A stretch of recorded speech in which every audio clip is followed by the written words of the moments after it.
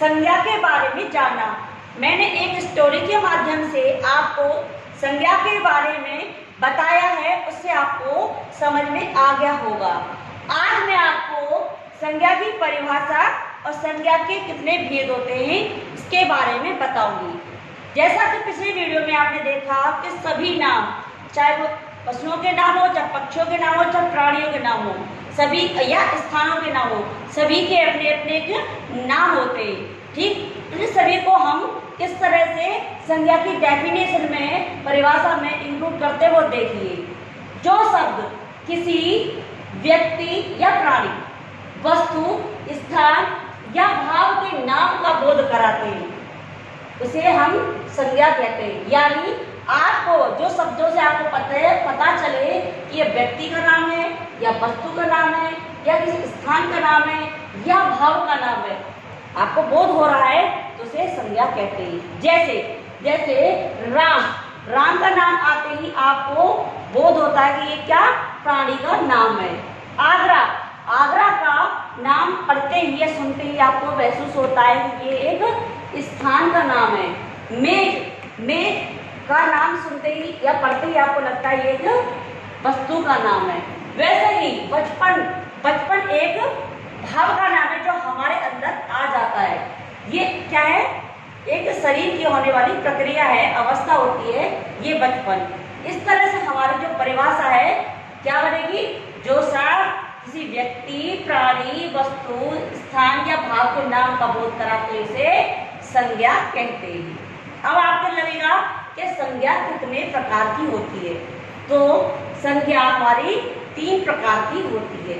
कौन कौन सी? व्यक्तिवाचक संज्ञा, जातिवाचक संज्ञा और भाववाचक संज्ञा। व्यक्तिवाचक संज्ञा किसे कहते हैं? हम आप ये महसूस करेंगे कि हमें कैसे पता चलेगा कि व्यक्तिवाचक है या जातिवाचक है या भाववाचक है। इसको हम कैसे देखते हैं? जो शब्द किसी व्यक्ति, वस्तु या प्राणी का विशेष बोध कराते हैं उसे हम व्यक्तिवाचक संज्ञा कहते हैं। जैसे राम अपने आप में एक नाम है, इसको देखते ही हमारी पहचान हो जाती है कि ये भगवान राम का नाम है, या हो सकता है कि किसी दोस्त या मिलने वाले का नाम हो। तो ये क्या है? किसी व्यक्ति का ही नाम है, तो ये क्या हो गया? व्यक्तिवाचक। वैसे ही अब आपने रामायण, अब आप कहेंगे कि रामायण तो है, और रामायण क्यों है? ये पुस्तकों में, तो ये पुस्तक, लेकिन ये अपने आप में अपना अलग महत्व रखती है।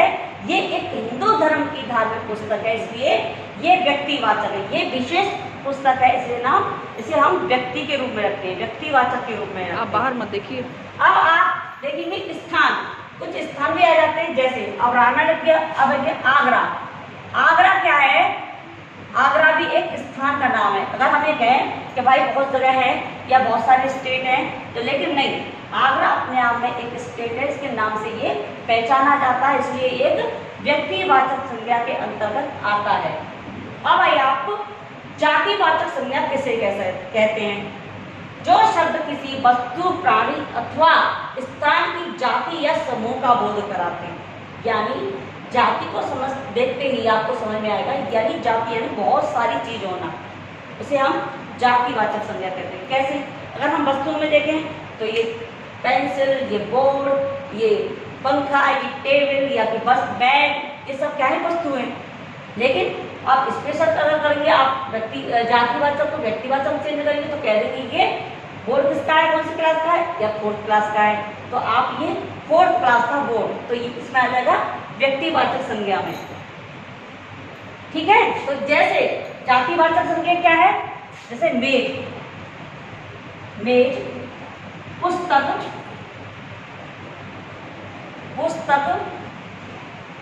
छात्र समूह, छात्र का नाम सुनते ही हम छात्रों का समूह का याद आ जाती है। लेकिन हम कह देंगे इस कक्षा में मोहित भी एक छात्र है, तो मोहित जो छात्र है वो व्यक्तिवाचक संज्ञा के अंतर्गत आता है। क्यों आता है? कि मोहित तो छात्र है, जैसे क्लास में सभी छात्र बैठे रहते हैं वैसे मोहित भी छात्र है, परंतु वो अपने आप में एक नाम है, स्पेशल है बच्चा, इसका नाम है, इसलिए वो व्यक्तिवाचक में आएगा। लेकिन हम कहेंगे सभी छात्र खड़े हो जाओ या आप बैठ जाओ या ये सभी छात्र बैठे, तो ये जातिवाचक संज्ञा के अंतर्गत आता है। अब आ जाते हैं भाववाचक संज्ञा। अब आपने जाति और व्यक्ति बारे में तो कुछ जान लिया, लेकिन भाववाचक के बारे में कैसे जानेंगे? भाववाचक क्या है? जो शब्द किसी प्राणी वस्तु के भाव, आपने किसी प्राणी वस्तु देख लिया, उसके भाव क्या है? कुछ चीजें अच्छी होती है, कुछ चीजें गंदी होती हैं, कुछ में परिवर्तन आ जाता है, तो वो क्या चीजें? भाव यानी गुण होते हैं, अच्छाई होती है, दोष होते हैं, और किसी का स्वभाव में भी परिवर्तन होता है, या स्वभाव कैसा होता है, इन सभी के बारे में जो जानकारी देता है उसे भाववाचक संज्ञा कहते हैं। अब कौन कौन सी भाववाचक संज्ञा ये देखिए, जैसे मिठाई, मिठाई को खाते ही आपके मुंह के अंदर क्या आता है? मिठास का भाव आता है, तो ये आपने क्या किया? महसूस किया मिठास। इसके अलावा बचपन, बचपन का नाम सुनते ही एक छोटा सा नन्हा मुन्ना सा बच्चा जो कि नटखट सा होता है, उसका भाव आता है। ये जीवन की एक अवस्था है, प्रथम अवस्था है, जिसमें बच्चा नटखट यानी अपने भावों को प्रकट करता है। दूसरा बुढ़ापा, बुढ़ापा भी एक ऐसी अवस्था है जीवन की जिसमें शरीर कमजोर हो जाता है और वह काफ़ी जैसे लाठी पकड़ के चलता है, या जिसकी शरीर पर झुर्री आ जाती है, तो इस तरह का एक प्रक्रिया है शरीर की जो कि बुढ़ापा महसूस करते हैं। आप संज्ञा की परिभाषा तथा संज्ञा के भेद के बारे में अच्छी तरह से जान चुके होंगे। अब हम संज्ञा, भाववाचक संज्ञा किस तरह से बनाते हैं उसके बारे में पढ़ेंगे। भाववाचक संज्ञा बनाना सीखेंगे कि किस तरह से हम भाववाचक संज्ञा को बना सकते हैं, किस स्थिति से? जैसे जातिवाचक संज्ञा से भाववाचक संज्ञा में परिवर्तित करना, ये अक्सर क्वेश्चंस आ जाते हैं एग्जाम में, तो इसलिए आपको ये ध्यान देना है किस तरह से बनाई जाती है। अब है जातिवाचक संज्ञा। जातिवाचक क्या है? ईमानदार, मनुष्य, शत्रु, ये क्या है? जातिवाचक संज्ञा है। अब इसको हम भाववाचक में परिवर्तित करेंगे। कैसे? ईमानदार है तो ईमानदारी, किसी मनुष्य के अंदर कोई मनुष्य ईमानदार है तो उसको क्या बोलेंगे? इसके अंदर बहुत ही ईमानदारी है, इसलिए ये कार्य बहुत अच्छे से करता है, या कोई भी लेन देन बड़ी बढ़िया तरह से करता है। जैसे मनुष्य, मनुष्य एक समूह में सभी को बोलते हैं, इसलिए क्या है? ये जातिवाचक संज्ञा है, लेकिन अंदर मनुष्य होना ही है, लेकिन इसमें भाव क्या है? मनुष्यता के, यानी मनुष्य तो है लेकिन इसके अंदर मनुष्यता के भाव है, क्योंकि ये सबको अच्छे से समझता है और ऐसा ही व्यवहार करता है। अब है शत्रु। किसी भी देश का कोई शत्रु हो सकता है, किसी का भी शत्रु हो सकता है, तो शत्रु है उसके अंदर भाव किसका है? शत्रुता का, इसलिए तो वो शत्रु है, यानी उसके अंदर शत्रुता का भाव है, इसलिए वो शत्रु है। तो क्या भाव हुआ? शत्रुता, शत्रुता। इस तरह से हमारी जातिवाचक संज्ञा भाववाचक संज्ञा में परिवर्तित हो गई। ठीक है, ऐसा है विशेषण के आधार पर।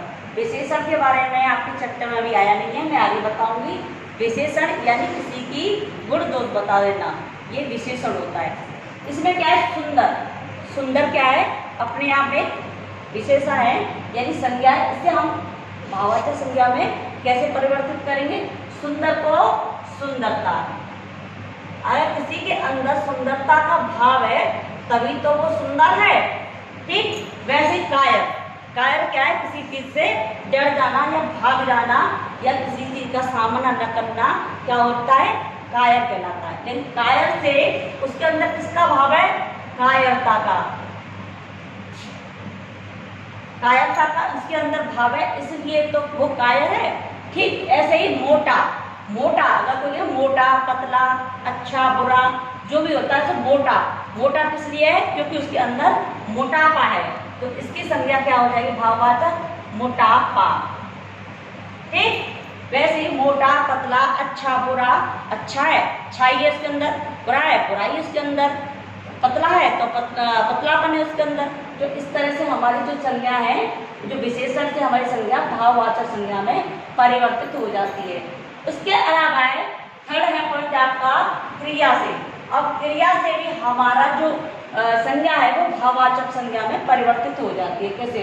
उतरना, आपने उतरना है, आपके अंदर क्या भाव आ रहा है? उतराई का, यानी आपके अंदर उतरने का भाव आ रहा है, उतराई, उतराई आई है ना। अब इसके बाद पढ़ना, आप पढ़ रहे हैं लेकिन क्या अंदर आपके अंदर क्या भाव है? पढ़ाई का, तभी तो आप पढ़ रहे हैं, पढ़ाई। इसका क्या हुआ? भाववाचक संज्ञा पढ़ाई। वैसे लिखना, आप लिख रहे हैं, और क्यों लिख रहे हैं? क्योंकि आपके अंदर क्या है? भाव है उसका लिखाई का, तो लिखाई। अब हमारा चौथे नंबर का जो भाव है वो है ममता, अपना, अपना, अपना है, ये मेरा क्या है? ये मेरी चीज अपना है, तो मेरे अंदर कौन सा भाव रहा?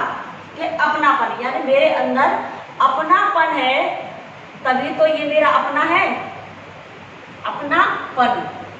अब इसके अलावा है अहंकार, अगर आपके अंदर अहं है, यानी क्या कहते हैं, गर्व है आपके अंदर, अहंकार है आपके अंदर, तो कौन सा भाव है अंदर? अहंकार का, इसलिए आप अहं है आपके अंदर।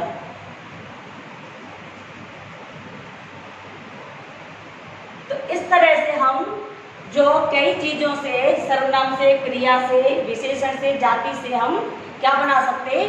भाववाचक संज्ञा बनाना सीख जाते हैं। आप भी इस तरह से भाववाचक संज्ञा अपने कॉपी में लिखिए और मुझे नेक्स्ट टर्म में आप मुझे बताइए। धन्यवाद।